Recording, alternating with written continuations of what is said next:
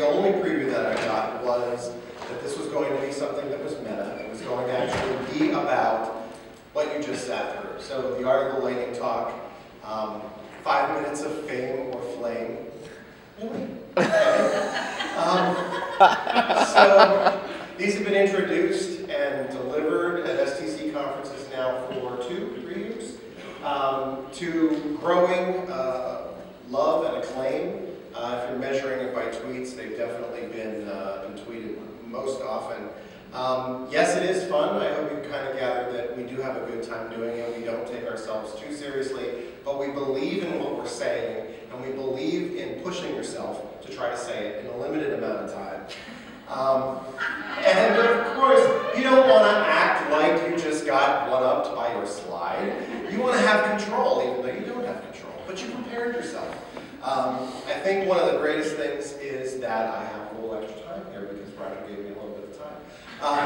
To practice, of course practice. Everybody before me had practiced what they delivered, and that's because if you say what you're going to say out loud, you save your audience the trouble of being your guinea pigs. And really, you didn't pay to be my guinea pig, unless you're listening to this talk.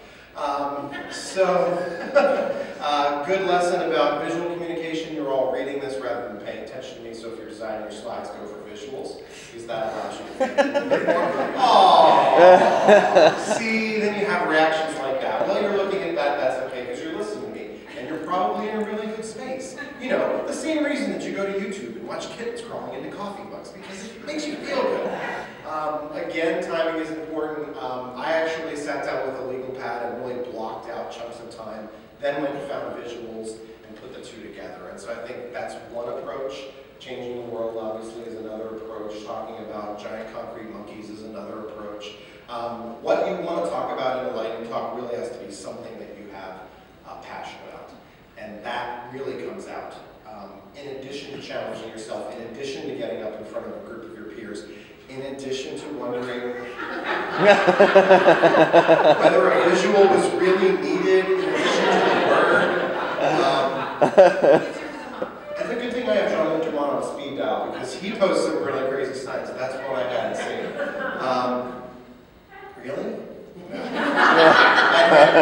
know that's not right, and I'm sure this is my My Little Pony moment. If you were at the STC version,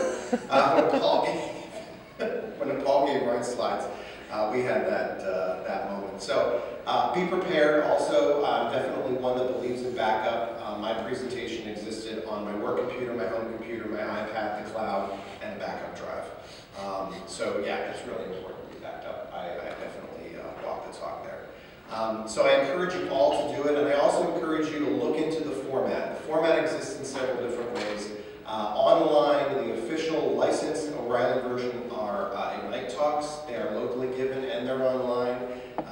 At STC, you'll see this again this coming year, and hopefully at LavaCon it'll be back, provided you all provide great feedback.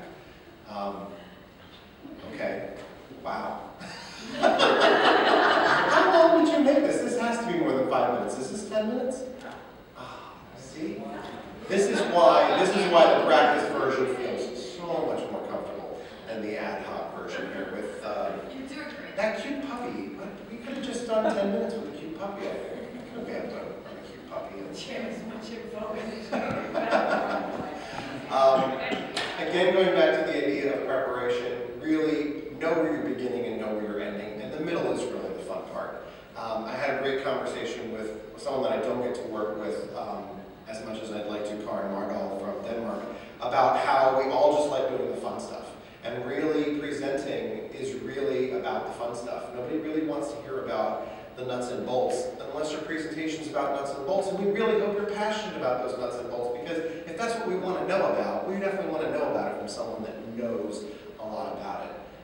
But for the most part, most of us really will relate to what Kit said, and that is, we want to change the world.